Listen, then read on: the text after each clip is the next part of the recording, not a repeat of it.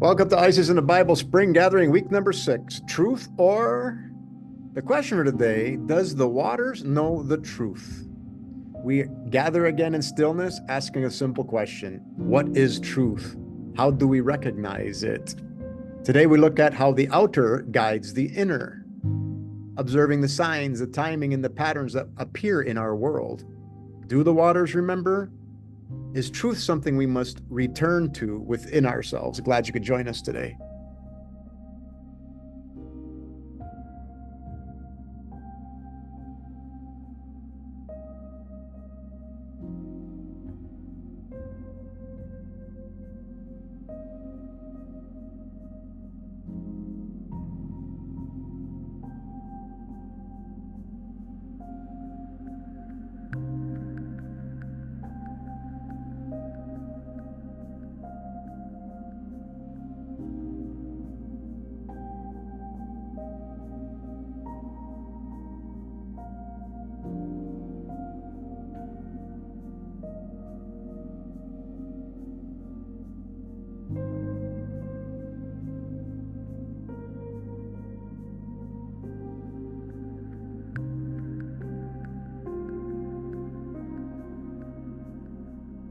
So today's going to be really, really brief, but I just want to show I had no idea this morning what I was going to be talking about. And then at 10:05 a.m., the cardinal starts squawking like crazy. So I go looking in the sky, the north node, a reincarnation node, the head of the cobra, the head of the snake, that which eclipses you. These eclipse the sun and the moon. So I go, okay, something special is going to happen today. At 11:05, I was talking to a buddy of mine, Brady. The crow squawking like crazy. Remember, the crow's trickster.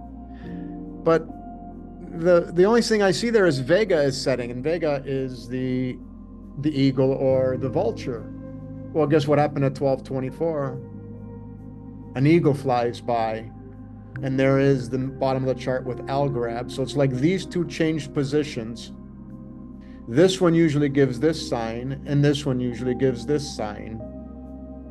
So there's something deeper that we're being shown, because the memories are in the waters. This represents the energies in the waters, and it will always expose to us, which is really beautiful and really cool. So I knew it's going to be an incredible day. Even some mail showed up from a trickster. It's from my past. So I do a 5-step forgiveness process and do a return to sender. I repaint the world that is sharing. Repaint the world that is sharing this. So please forgive me. So this is really, really cool how things go. So I'm not sure if you heard of this brother. While I'm doing all this, Kathy says, did you hear David Wilcock left the visible? More guidance, more memories in the waters. So David Wilcock is an American writer and lecturer known for exploring consciousness, unified field ideas, and symbolic interpretations of ancient knowledge. He gained prominence looking through books and media appearances, including the source field investigations, where he proposed that reality is interconnected through an underlying field of intelligence. He blends metaphysical concept with historical and scientific themes, influencing alternative research communities focused on the nature of reality and human awareness. He was also into some other belief systems that were not truthful, and that's where the Raven comes in. So like us all, we have to come back to the truth. So got his time of birth, accurate time of birth, and there apparently was some, if I will come back to this if there's a better time, but a call was made, and then either just shortly after this, he was not with us anymore. The cardinal was squawking to me this morning, and what was there, that midheaven on the nodes, right? So midheaven, Imam Quellis. So this is matching what I was shown this morning.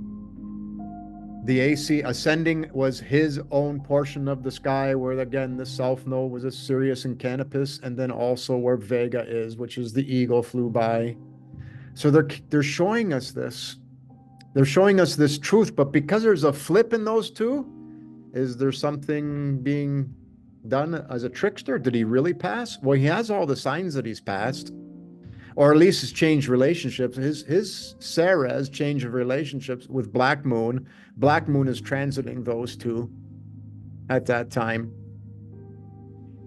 Ceres on his natal moon, and then the moon exactly aligns Saturn. So something definitely energetic was happening in his chart that day. So whether he left the visible or not, it's all in his chart. Saturn is father time, Ceres is a new relationship, harvesting. So where is truth in the Bible? John 4:1, beloved, believe not every spirit, but try, in other words, each wave, I would call that, but try the spirits, whether they are God or of God. So in other words, is that message truthful? Does it fit with God path, the path in the middle, the one where it's unconditional love, like some of you said? So John 1 is truly 1 John 4:1. This is truly about the forgiveness process. Do not confess.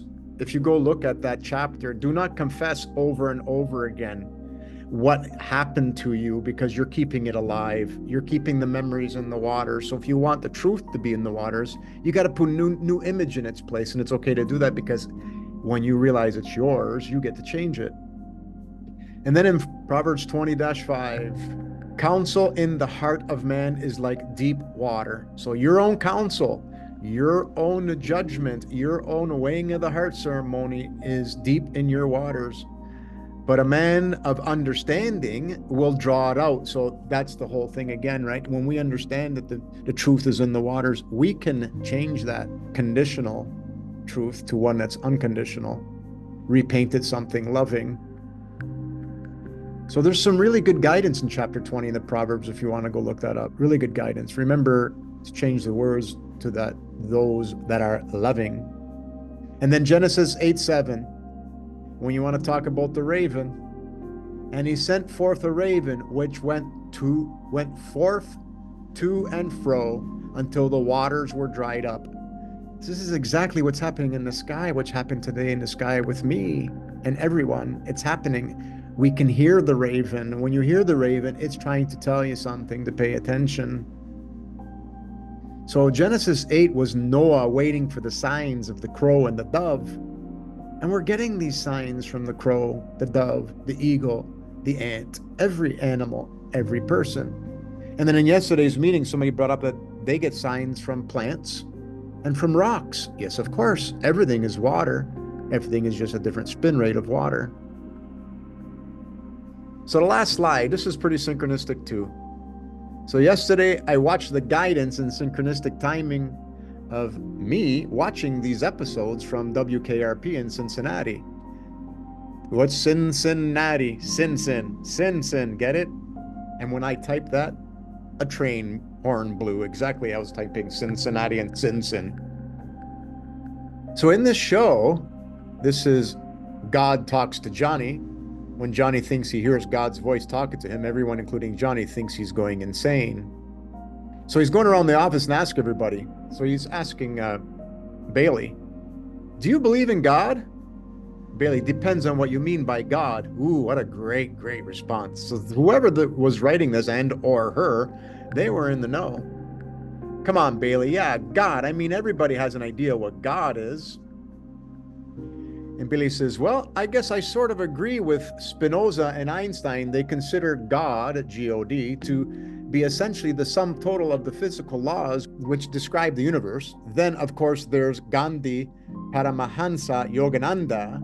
They see, this is really cool now, man is God, or the higher self, as the true or perfect self. Once you locate this, apparently you locate God.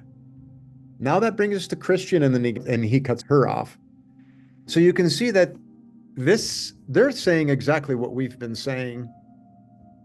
When you locate the face of God, that middle path, that path of perfection, that self-similarity, then you're going to get there. You really will get there. Just remember that the Bible translations has tricksters in it, i.e. old belief systems that find its way back to the transmitter, ask questions with all that you receive, and retransmit beautiful images. To take the Bible literally is to know the story is about you and decided it has been translated with foundational wisdom. We have to see clearly through the muddy waters. It is only I who have created the noise, and I take full responsibility, as we are all one. Please forgive me. The story of Moses is that of you realizing that the memories are in the waters. The memories in the waters are from you and can only be filtered out by you. There is no they, only us, and that reduces to just me for my world. But knowing full well, we are guiding each other onto the God path of perfection, which leads to pure love and the remembrance of Mary, Mare, the sea of love, the mother of God. And that's all we have for today.